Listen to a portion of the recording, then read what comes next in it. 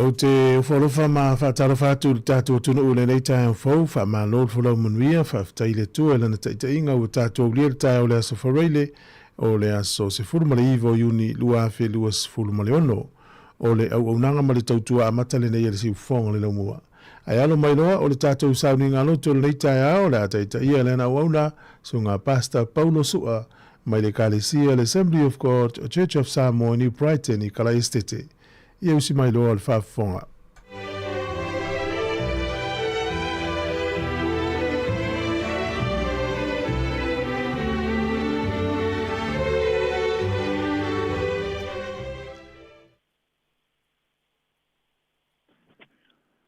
Talofa Sāmoa. Marole, soifua manuia. Le whaifo i whanunga leo nea sa fau. O le vi inga ma le whaatai e fo i le atua o na olana tausinga malana puipuinga. Ai ano maia se i o tātou tapua i atu i le atua i le nei tai au. Tātou pese.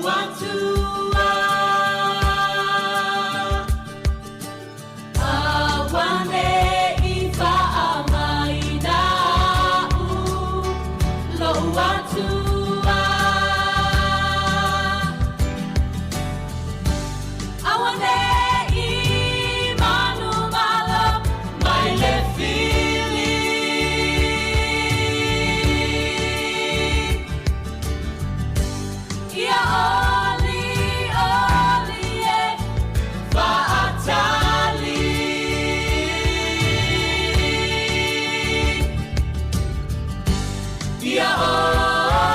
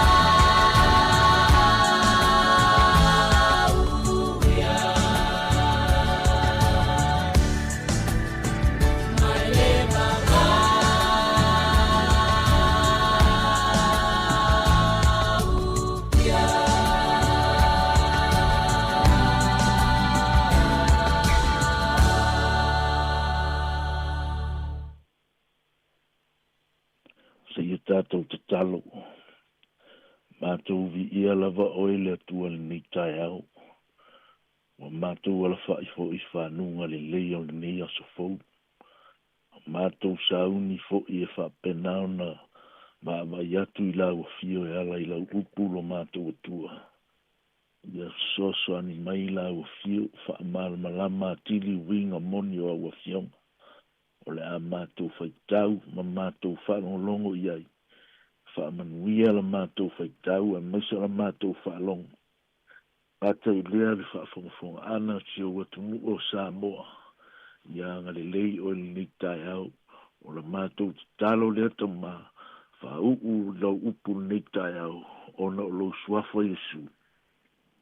Amen. Sāmoa ia o te fia whaitaua sina. Mau mai la fiang pa ia le tua e taita iai tātou sauninga ni tai au. Maua le tātou tusi whaitau le lua konito. Alono whai upa suma tasi. Ia se ia whaangata mai le lua konito suma tasi alono whai upa lusu tolu. Se ia whaangata le whai upa tolu sfulu. Whaafonga maia o a fionga pa ia le atua. La o whaitawina. O au auna ea I la tua ke riso. O te tautala e peo se vale. Wasili au. Wasili I ngā ruenga. Wa matua tele na sasaina au. Wa tele ona tuina I fale pui pui. Watu lasi leoti. Watu lima ona sasaina au ila. E utaia. E taifanga fulu, le iwa o tā. Watu tolu, ona sasaina au ila au. Watasi le fitongia o au imaa. Watu tolu, ona malaya o fōlaunga sa o iai. Wa atoa le pō, ma le ao sa o le vasa. Watu lasia o malanga. Se manu a uleanga I vaitafi. Se manu a uleanga I whaumea. Se manu a uleanga I tangata o ulava nu. Se manu a uleanga I tangata o nu ese. Se manu a uleanga. Se manu a uleanga I ai. Se manu a uleanga I le vau. Se manu a uleanga I le vasa. Se manua uleanga I o uso. Se manua uleanga I uso petelo. Na o ui ngā luenga mamafa.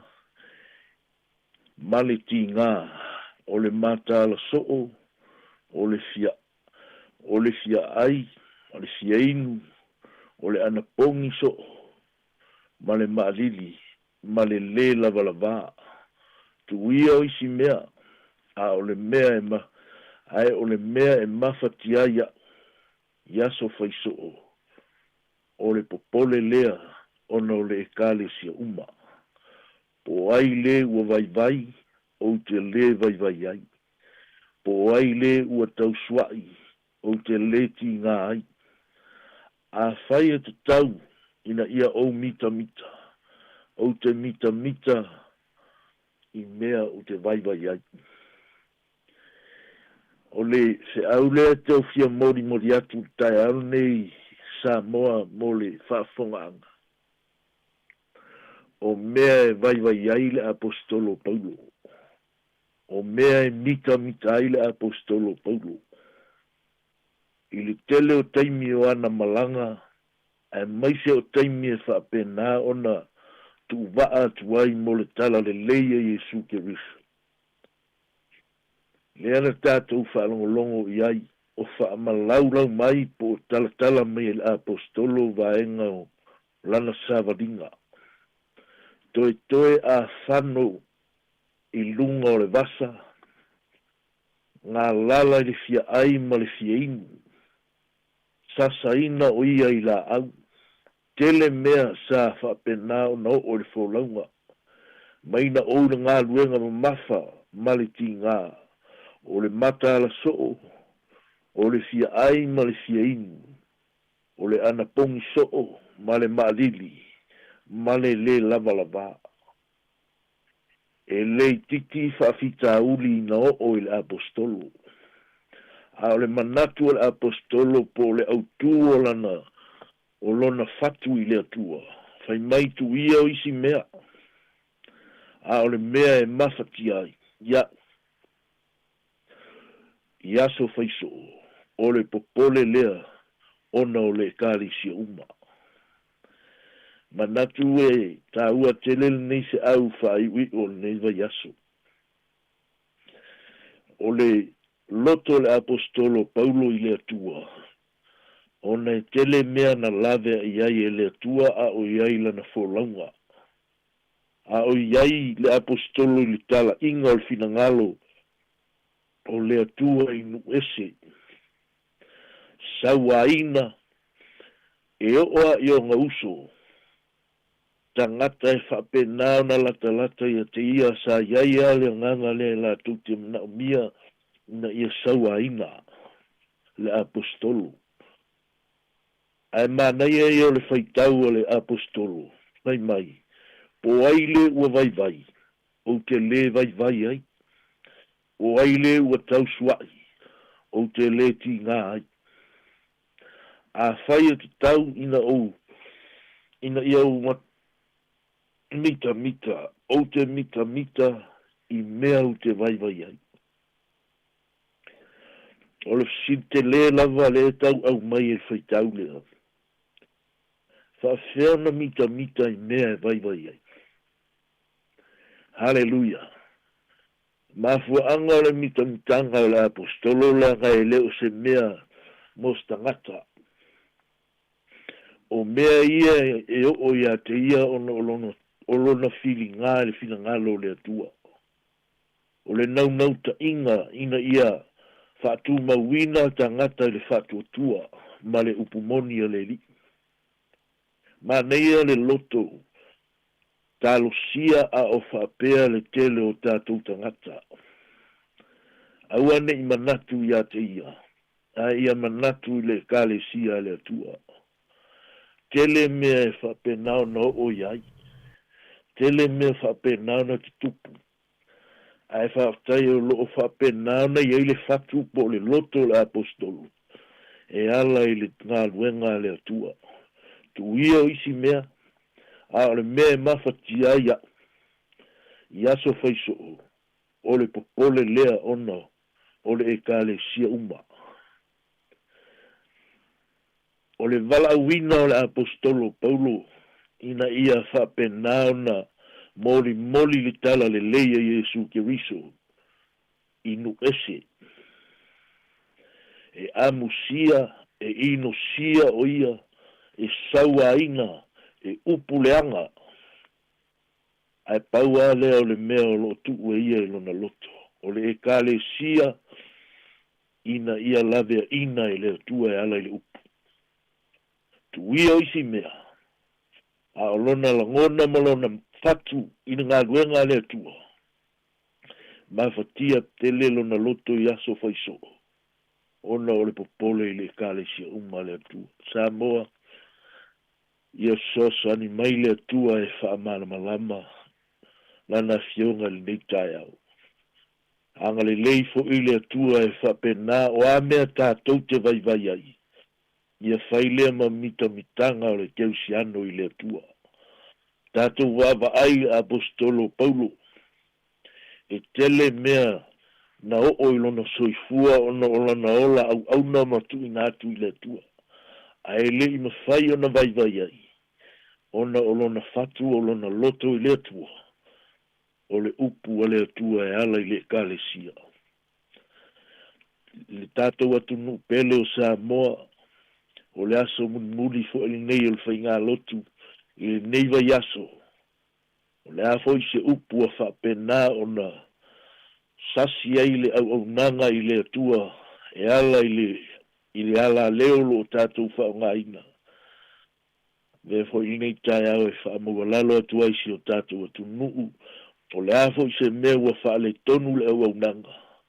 ia nga le le atua o le foi se meo vai ai tautala ia soso ani mai le atua nei tai au Sāmoa fa mo lalo ma fa to ese le tatou atu nu e mai se o fa fonga anga o I lava stasi o mau mai nei le nei au nanga ia o le ase fa le tonu mai lava I le aso fua se o mai nei aso fa ia fa mangalo le au nga e tusa le au nanga I le atua la se ngana o le tauta mali la foi se ngana o pa o papa I la au tau fa fonga ia nga le mai le atua o le nau ta inga o le upu o le atua pe on tātou fa longo I tai au nei e fa au tu wai se tauta langa pe lava o le nau ta inga o le apostolo tu ia o isi mea a o le mea mafatia ia so faiso o le popole lea ona o le ekalesia uma I le suafa o Iesu Keriso amene tama whaftaitele lau upu nei tai au a mātou whanongolongo whetalai lau fio ala I lau upu whaftai le lutau o mātou loto o mea uma sa o le apostolo o mea uma sa whapenau na saua ai nai o ana malanga ai maise le atua o le fatu o lau au auna ia te oe ala I le au nanga moli lau upu inu ese ai le ngata I leo I mātou o mātou whaitau ma whanongolongo ia whai lea mao ngā le savalinga ia te oe o lava whawhitauli o mea tupu le ngā ruenga mātou te whalangolango ia te oe no oe lava e ou le ngā ruenga oe tauina le taua oe manui ai lau e kalesia o la mātou te talo lea whamanuia I se o mātou atunu o Sāmoa nei tai au I lu suai fe au mga luenga whamanuia ia mātou whanau ia onga whamanuia I porkalame le tioni nei tai au mai se le atua whaonga ina le nei ala leo e whapena o na moli ai lau fe au na ia whapena o na manuia Sāmoa ma so stangata e whalongolongo le tio whamuia le lipule e mai se lau whainga luenga whamuia fo iau au na o lo whafonga e mai se o nei o mātou tinama ta mātua o lo whaia le whaiwa le tap tapuai ai le ngata I leo Sāmoa atoa mai se o nei atu nuu o New Zealand o la mātou te talo whamanuia I lo nuu o Israelu Iona taitai e maise ona tangata anu ia iai lo file mu a o whapenao na mātau manisi o malo ia se o mātou atu nu o Sāmoa Iona taitai e maise ona tangata anu iai lo file mu iai lo wanga le leifo I nei aso I se au mga luenga o tiu te mawhaiba iai manuia me I se di inga o lau fio o la mātou te talo lea ma la mātou o lenga e la atu lo suafa Isu Amene, ma amene.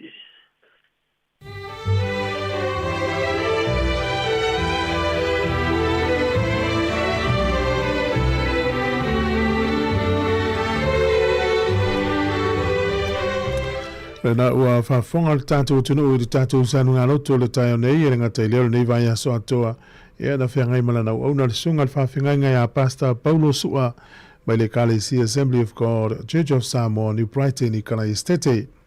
Mo le toile ngā ngā whawhtaitere lawa whamalota pena mo tātou sanu ngā lotu.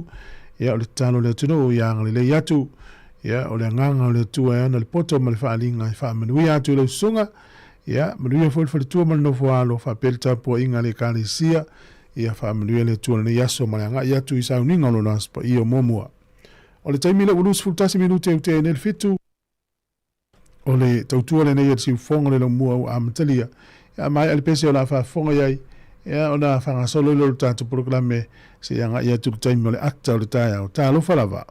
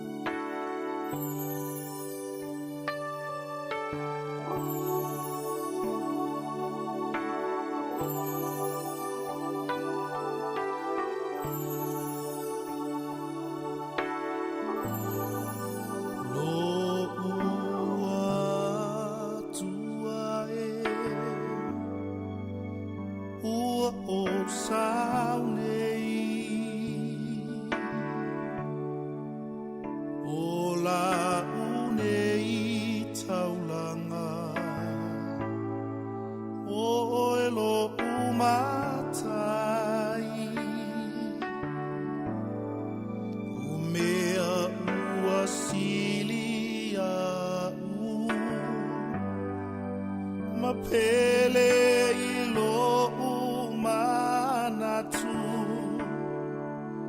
lo uali o te toe o foinatu via hoe via hoe lo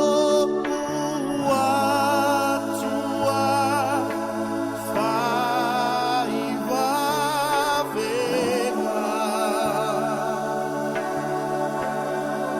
e sili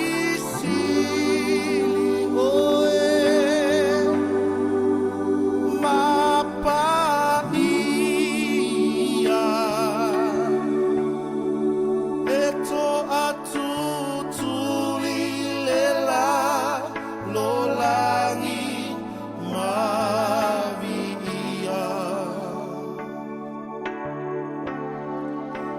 via oe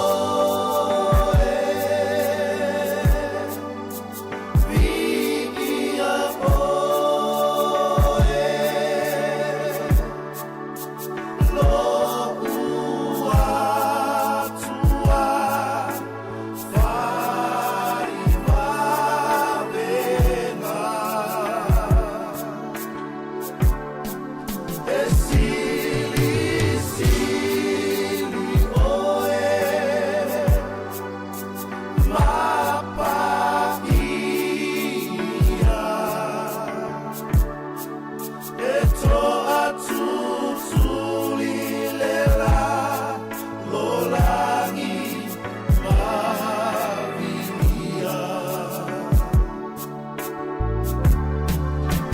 via oe via oe lo uatua fai vavena e sili oe mapaia e to atu tuli lela lo langi mavia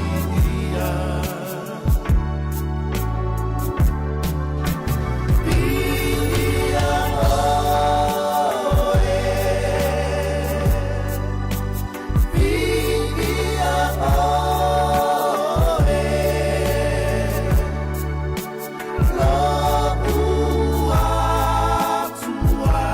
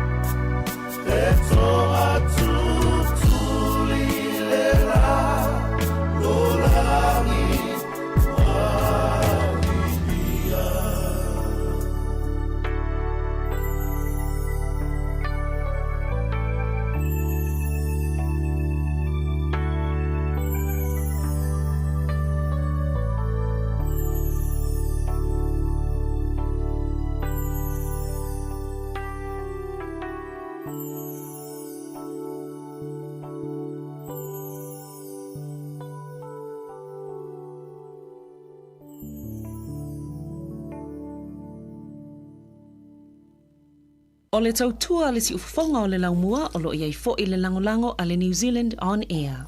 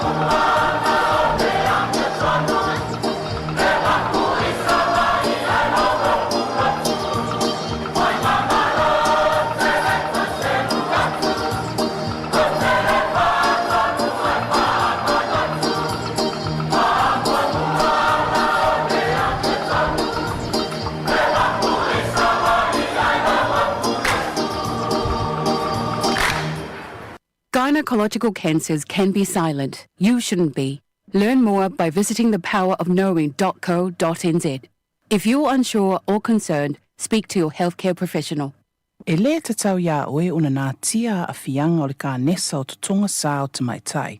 Mo le sila fia atili, asiasi le powerofknowing.co.nz.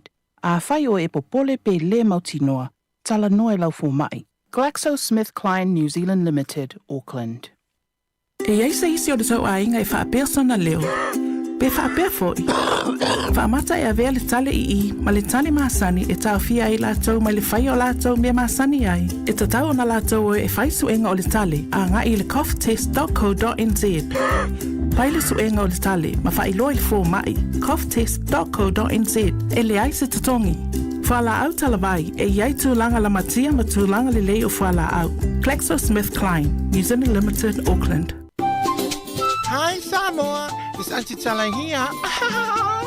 Instead of fifi whalong, ile ata o le tai au. Laugh of the morning. Sufonga lo mua, ata o le tai au.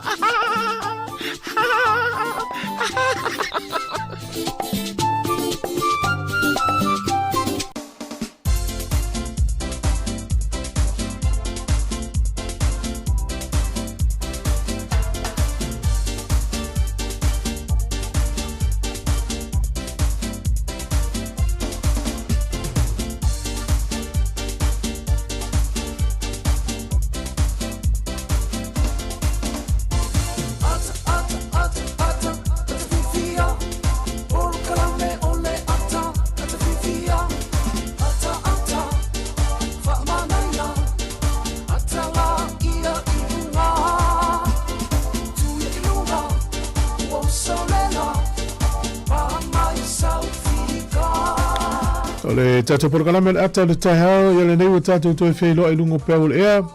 A malo o whanau manuia, wha malo o le tau atai. Ia le nei o tātou iei le taihao le nei o le aso whareile. O le aso sifuru ma le iwa o le masina nei o yuni lua awhi lua sifuru ma le ono. Ia mai tau atu to tasi le aso whareile le toi le masina o yuni toi le aso whareile le aso fau. Ia le wala lata o fo le tu ua o onga le whanau mo le isi kuata. Ia whale au onga le la maia. Ia le ngate leo le masina fo whamna tuai le matariki. Ia mano loa fo i tātou. Malo whaftai le tua ua. Maule nei aso tātou toi whairoa ia i lungo pēa ur ea. E o wholofa tuai mwhatalo whatu tātou porokala mei sunga i whawhenga inga mwhalitua. Wha malo mo ngā luenga tatalo. Ngā luenga tāpua. Ia le ngate leo nei matua tausi malawa mātutua. Ia e manatu lava. Ia ua tele tausanga o loutou soifua. Ia ua wholau atu nisi le loutou mau. Ia o lo mafuta pēa tātou le nei lanorangi. E le tu mau. Maa lore soifua maluia. Fatalo fatu le malosi o le tunu mana i whanau ia onga. O le ata pena i nei a sonisi o le amalanga. I le atou taunu mai. Ia whapelu tai mua le ua i whafonga tiu fonga le lo mua. O le tio mua nei le Pasifika i tonu. O ni usila, whawaina le tausanga tasi iwa lua. Ia whaftai le tua ua, mawai atu le siau ngā tupulanga na nātou amataria. Ia leo mātou se e mai whaauau. Ia e tā pena fo le siau ngā tupulanga e tau avera tātou li tio mo le anga i lumanai. Whaftai lava ia o le hanganga lava le uamnanga, ia o le whawhiawhia, whailoa. Ia le tūlanga tau lapta inga, ia ma me tau awa onga. Whataua tātou tūmanga. Ia ma le tātou talitonunga whakewisiano e tāo laola i tātou ngana Sāmoa.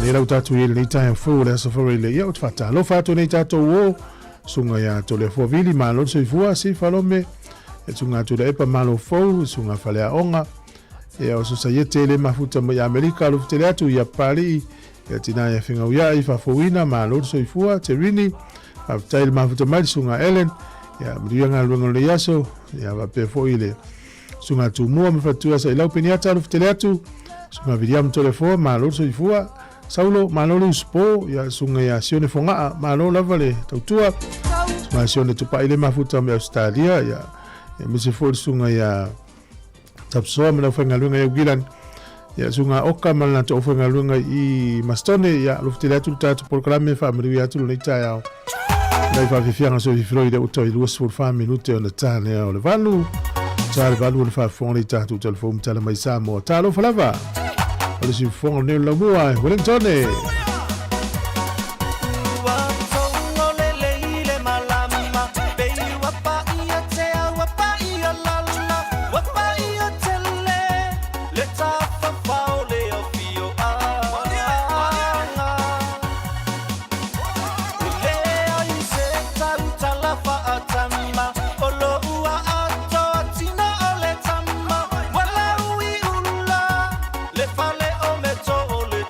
Sala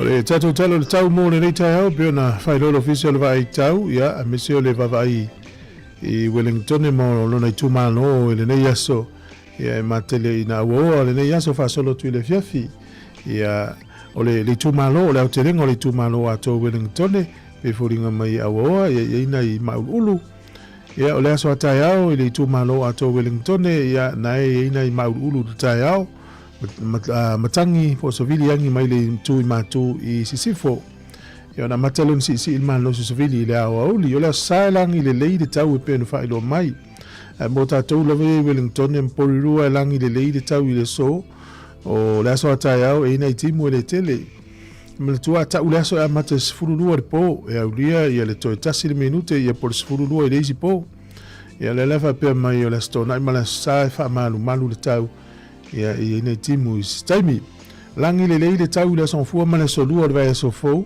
ia ina I mauru ulu ia ma tūlanga o le aua wha malu le aso lulu mala stofi o le vai aso fou, e langi le lei le tau le aso whareili o le vai aso fou, ia le matua matango fia le tau nei aso, mo ila tō e whaile wha malu steno, whai ngā luenga I whafo, ia mano lava.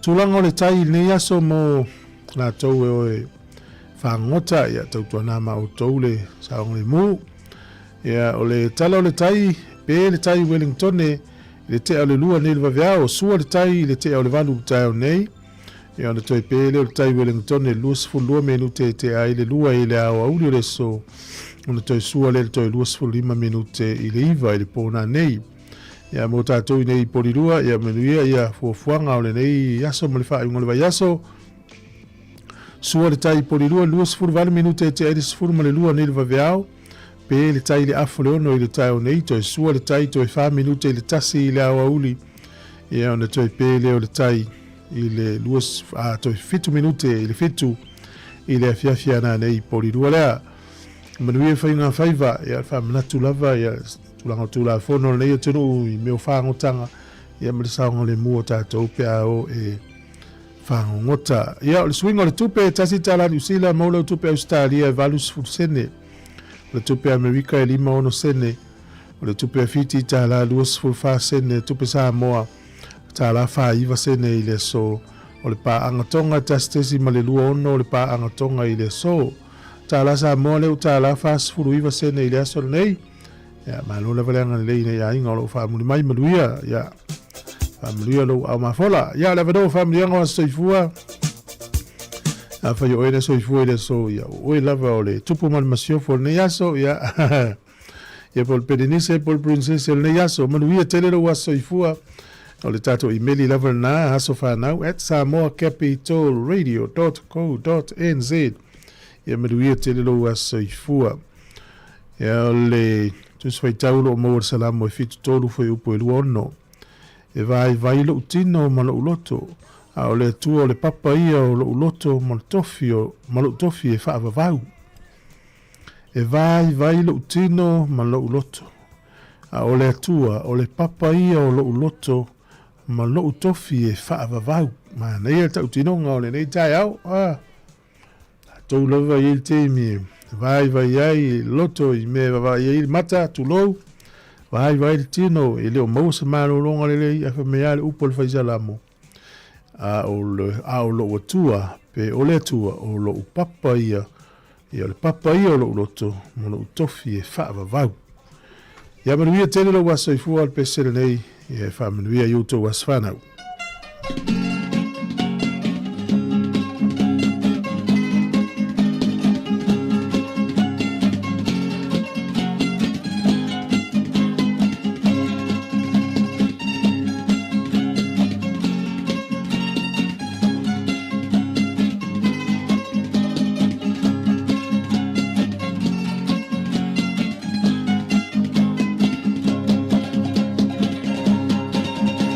Matana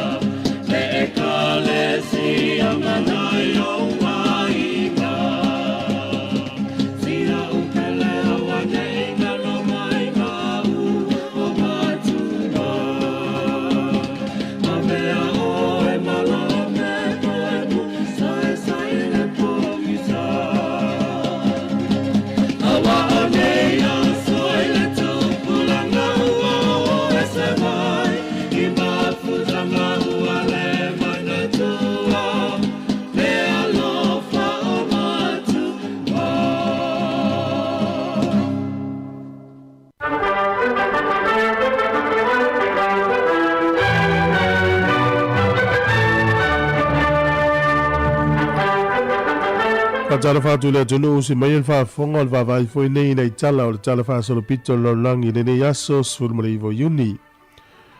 O le solto sanga tasi valu fas fulmale ono no fa mawinai. O le urua ita alonga le o le baseball tasi nei ta alonga ta uta ua ya Amerika ma la langi atoa. O le urua ita imi le wa fa nga i nai tu la fono. Le fa nga ta imi nei. O ta alonga i tu ato le ta imi lea.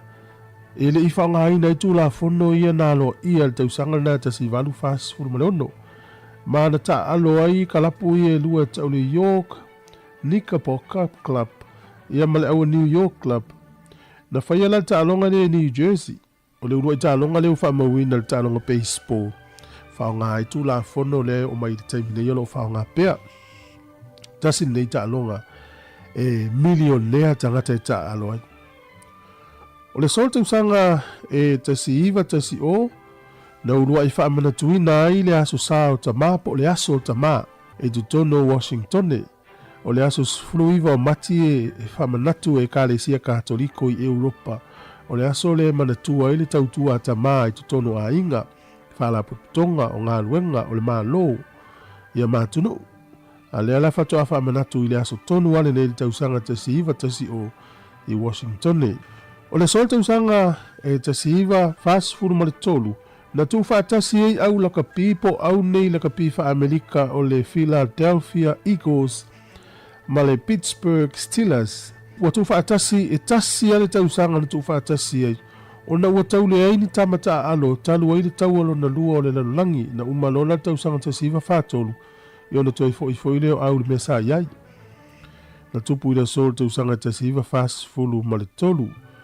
O le solta usanga e tasi iwa ono tasi na whaeloa i le nuu leo Kuwait o le atuto o tasi mai pulenga a le malo peletania tele. O le solta usanga e tasi iwa fitus fulu ma le valu. O le li ikirikiti peletania mua le nei po le tangata nei suafa ya Ian Botham. Na mua lava a maoni ai e silia ma le se lau i se talonga. Mani olo se valu na pepe ai tangata ila na tea. O ia le lua i tangata u whātuina le fo i matatia. Se lau manu tupu ai ila na tā, i le tālonga le tasi. E valu pēna ia maua ila na tea i le tālonga lava le tasi. Na tā aloa i le so, i le tālonga na whaia ma Pakistan. O lona o langa ta alo, e se lau male lua na tālonga whaavao malo mo Engelani. O le tausanga e te siiva iwa lua. Ia na avei o ia ma tangata whaasana lau kirikiti. Avei foi o ia ma whaia onga. Whamawina pelo na ingoa le tala whaasolo pita o le talonga kirikiti. O le sol tausanga te siiva iwa fitu na manu malo ai le whale ingal McDonald. I se finaunga na whaia. I le whaamasinonga talua iwa ave nisi tangata le whaamasinonga. Ia ona i le saonga le mu. Ia pe le soifua malolo ina la tu tau mafa. Na manu malo lal whale inga i le so e tūmau pelo na ingoa. E tau le leia ai se fulu miliona pauni le tupe na aluai. I le whainga o le lei whaamasinonga. O le aso nei tausanga e lua afe se fulu male lua. O le li ile sa whaava ina le upenga of so ta inga o le Wikileaks. O Julian Assange. Sa taru sanga ile so le malo pe le tania. Pe mawhai ona avea ia matangata sulfai. O na ua le mawhai le tangata o na toi sau i Amerika. Wa le taimi ai oma i Amerika. Ta fia loma whaamasino. Ta luai. Wa ia whaasala laua nisi o tala. E whaata tau le whasi o tinga e fita fita Amerika o nisi o tangata i taimi o taua. Tatou tala ia. Toi maua le whapoponga le taimi asani. Whaafitai lava. O le mawhama le tautua le siufonga le namua nei tūna le tae o le uto e fitu minuto na tae leo le valu tātou tala mai Sāmoa ma telefou le utapena mai tātou no le valu. Toi o whalofa atu mwhaamanuia atu le nia so fou le tātou tunu o whaamano lava. Le ki meo lau di tio whalongolongo ia lo whaatu ma foe whaafitai le mafuta mai sunga sione malo sione whangaa.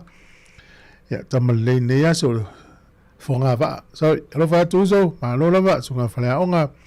Ia mbese le fionga futialo malo whaafitai le tātou eva le neita hea o manaia. O le tani malo ia lau mua. Ia le au le malanga mai wai kato o le Chiefs. Whaafitai lava le tau wafio mai ma tau so mai. Ia te le lava lo tau saur ta mau hainga Wellington e whaolaula ipisi nisi ma au nanga se tono lau mua. Ia le fuene whaili sao le au le Blues le nava yaso le au le Brumbies e vasa o tiono tua. Ia le ua mai le Chiefs. Mai alen whaatau pepa le tālonga lea. Ia le la tātou mai moa iai oe mo mata iai le whaai unga le neiva yaso. Ia pe a whapea tātou te leo i le manai. Ia le whaai unga le vai o le vai yaso lo mai tauina lo whanga solo tālonga. Ia a onga ma tālonga kalapu. Ia tātou le mata nofua. Ina ia maua i tamala ta alo ma teine ta alo pe o tālonga le tipolo. Ia le toa le lei ma le fia i tālonga. Ni te weisisi o tātou e. Misa ia na whaina leo mawhau na i tamaiti la ta alo. O le nuule wai kato o la fo i whea ngai ma lui tauna o le au mata i le toa le lei. Ia o wha vese i matalonga. Ia mo tātou lava ia. Tātou masani il fo i tau le mata nofo.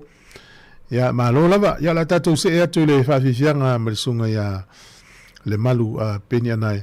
Ia ma le pesene nei tu. Ese le popole. O ade meo e popole nei aso. Ia la fo ia tu le li e so son mai tātou umai taimi tau te pole ai i le meo le nei laurolang. Ia u wha marusi au mai ia le li i mo tātou. Au al pole. Ia le rei. Whawhiwhianga le tai au tau tuar si ufonga le ramua. Tā lo whalava.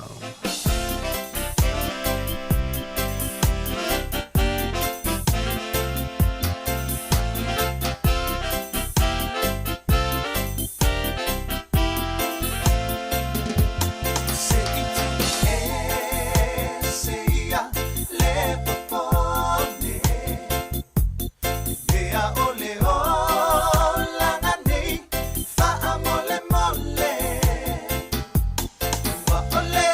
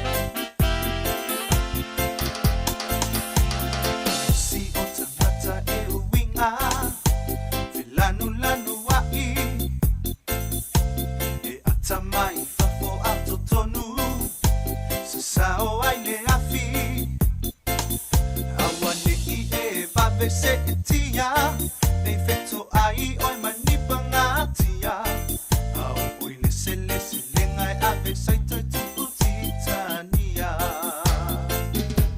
se itu se ia le popone lea ole o langa nei fa amole mole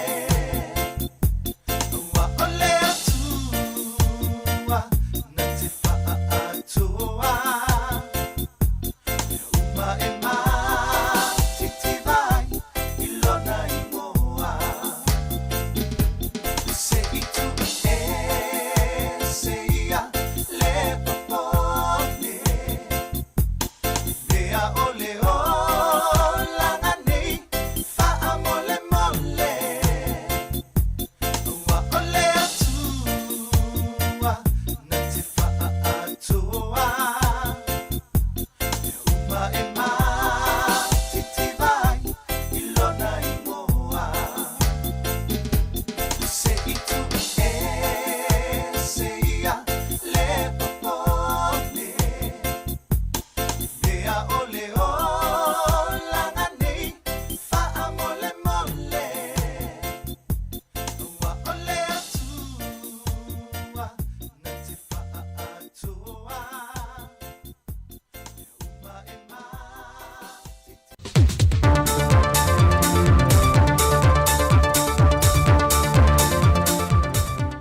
E whamalole ona sailo tātua tino e na wau tātou au lia fo ili whai unga neva yaso e whaiva ma so o sina ngā ruenga o lo ngā lulu e ai.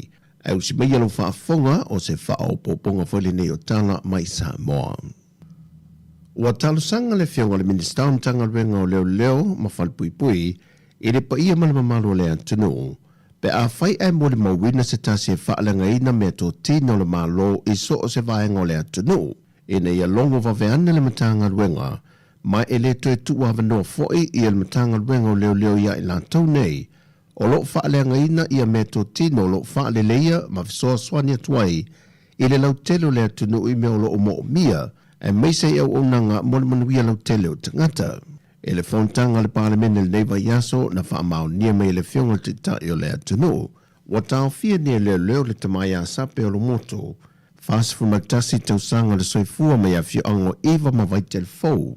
Lena maua se me poeata mai se tasio whaleo ainge whaasanga se tasio pomoli na anga iane le tamai a sape ma le la au malosi ma whana i le moli o lo i lungo le pomoli o lo ola ma toi pongi sa ato ai le vaenga o le altele.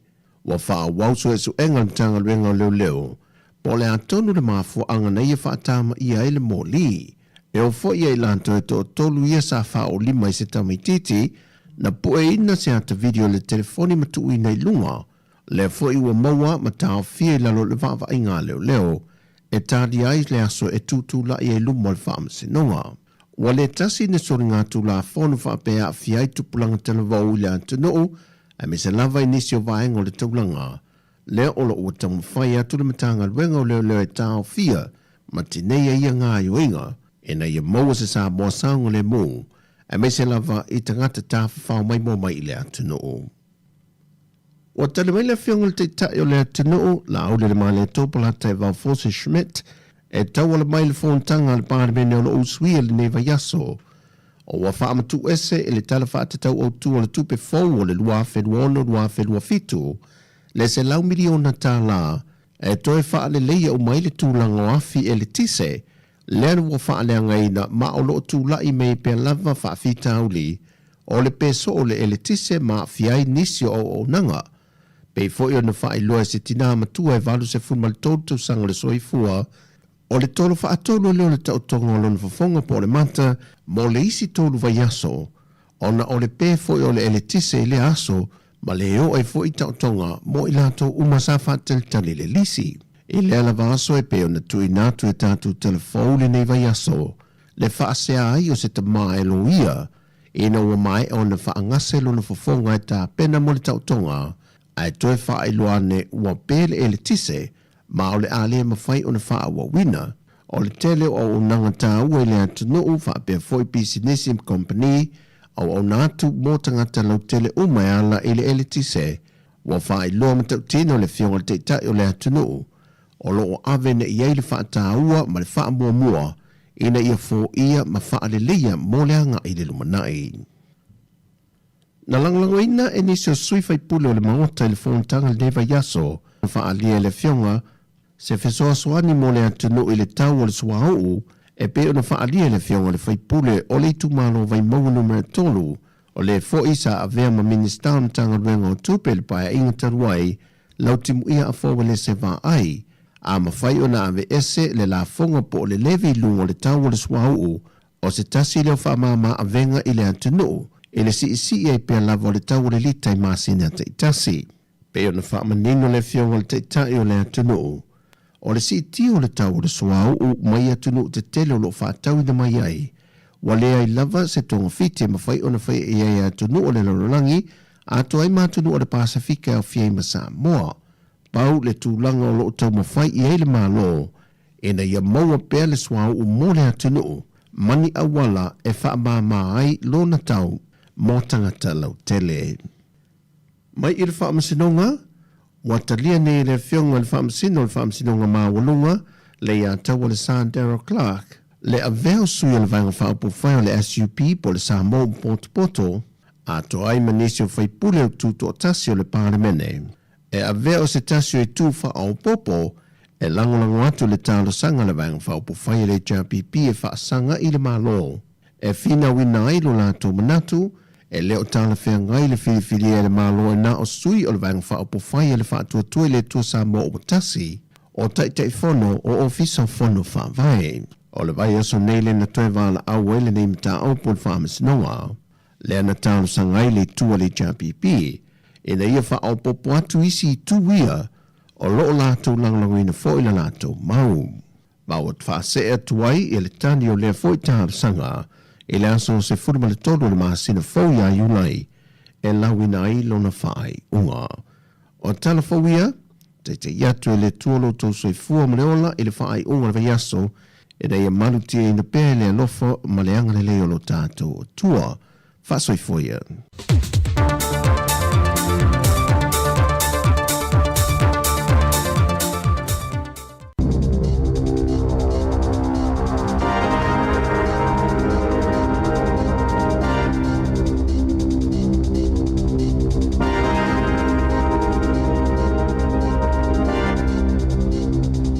Talo falava le whaupoponga mua talafou mai le sifofonga le lau mua I Wellington e mo le nei tae au aso se fulu iwa o iuni lua a whelua ono.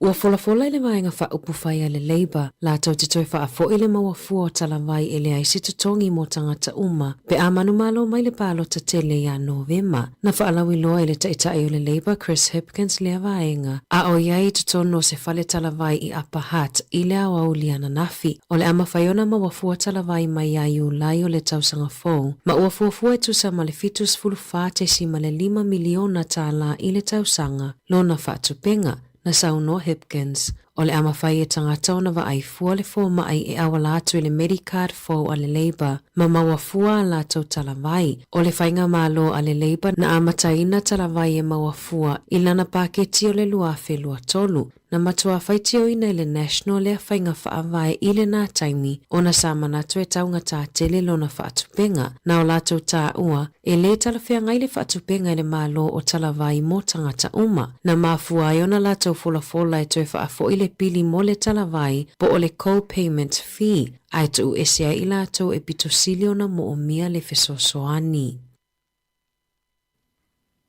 Ua puipui e wawasa mana I o Winston Peters le pili e ono sfulutolu afe tā la o whainga malanga a le suita I tae o le New Zealand First, Shane Jones, e au fia I se taawale o le private limousine, whaatasi ai ma le toi suianga ai no fua mo malanga whaapisinisi o waalele o na wanoa I whainga malanga, na saunoa wawasa mana ia, e le o se mea whaapea e le masani ai, na malanga Jones I kāna tai le masino mati le tausanga taluai, e awai se fono o le Prospectors and Developers Association, mana tā uai whaapea o se koneferi nisi pito sili lea o na te le lalolangi, mo mata uputau il e linga o ele mo minerale, I reporti a le staff. Na pasi ai le kapenita I le taimi mua le tupe tolu afe tā la, o le tau o le whainga malanga peitai, Na umane ua o atu i le ono se fulutolu afe tālā, ina ua fesilingia ele autu Stella Jones na ia tali. O lona ofisa e na whamatau o lana whainga malanga masaini ele matanga luenga o tupe na lipotia e whaapea na iai se limo. Po o se taawale whaapitoa na whaatalitali mo le lua se fulwhai tu la i aso e tolu, i se tau e tolu afe fitu se lau iwa se fultasi ta la male se fulu lima sene. Ai o le tau a whaaiona malanga i taawale na ulua i fuafua ina ma whaamaonia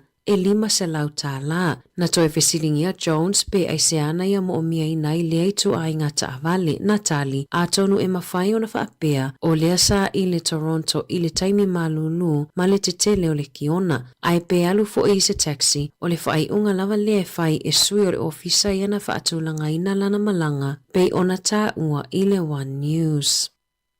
Na tatalaina aloa ia i le Maritime i Wellingtone, se teknolosi fou ua fuafua e fesosoani e puipui ai waia tā ua mo feso o ta inga, leo lo o ta oto i lalo o ngā Sāmoa New Zealand. O lea teknolosi o le amawhaiona au ina atu se lapa ta inga i waa, o tau lata i waia. Na whaailoa le minista langolango fe la inga James Meager, o lea whainga e luas fulwhai tu la fitu aso le vai aso, ma o se teknolosi mua i le lalolangi, o se teknolosi o le awhesoso ani tele i le puipuinga o waia i lalo le sami, le efe avea ia le petu sa ma le iwa sfuruiva pasene o wha amaumaunga, ma feso o ta inga wha teknolosi i to tono New Zealand.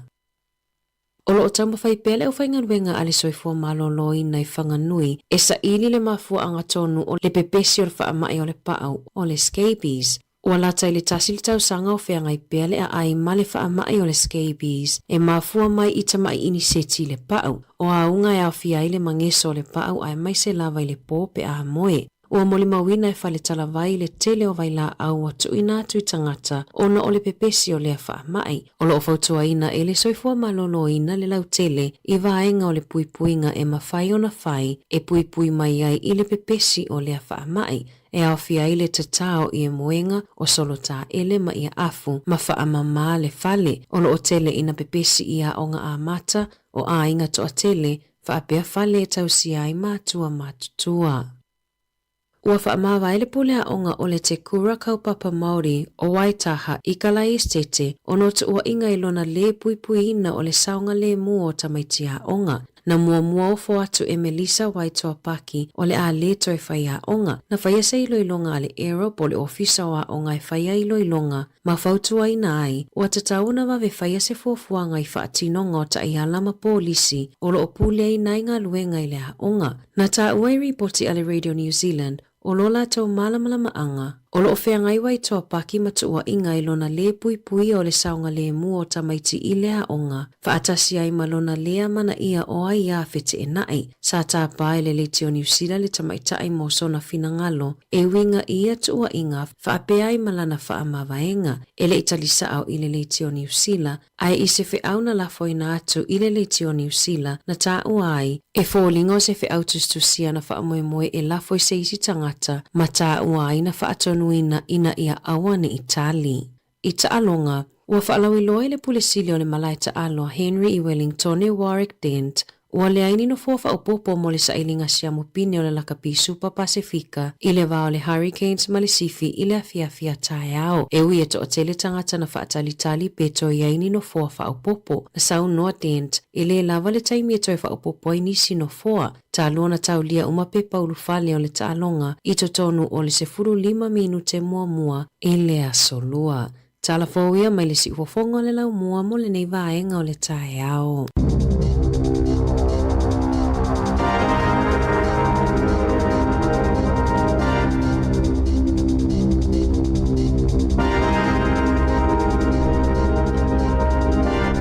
Whakona le tunu i tātou telefou, tāpena e tāsesa tala mai Sāmoa ana whasolo tātou tala ni usile nei ilu taimi, sfuru tonu minute leu te elvalu. E ili swingo le tātou porkala mele nei tae ao, le wil whamoe moe o le kuata te ele iwa le tāu nei ilu porkala meo tala la urungo le vai aso.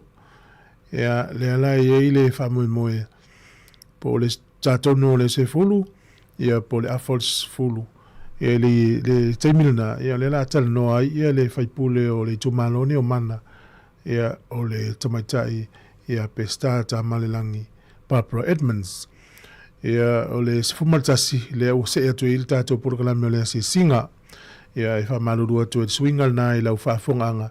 O le laa vave a mata le porokalame o tala lau runga le vai aso. Ia so o i lor whaatala noanga na ia ma le tātou porokalame o le ase singa i le tātou sifumaltasi. O le whafonga le tautua le sifufonga le mua. Ia lo whaatulu ni tai au i tātou wompa anga umolo o ki meli teo sunga whamtua inu vea maa lusu i fua. Tina ia te sia. Pensunga whafowina peni, e lofu te reatu usione i Australia, ma lo lewa le whamalosi na nitai au. Ia nei whawhiwhianga e, ia mesele sunga ia Stato Wolea o Itzakira, taule manina mailo na swafa. Ia lofu te reatu, la tātou pese, whawhiwhianga me le koude na le is. Tolo manuiti, sipuru whaminute o te nere walu tautua tiu whongo nera muatana whalawa.